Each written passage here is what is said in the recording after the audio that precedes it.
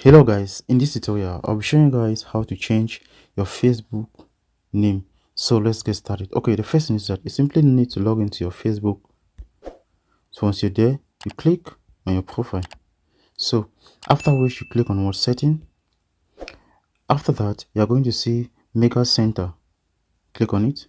So once you get here, you simply click on what on your profile up here. So after that, you are going to see profile. So you simply choose the profile in which you want to change your Facebook name. So this one. So after which you simply need to click on what name.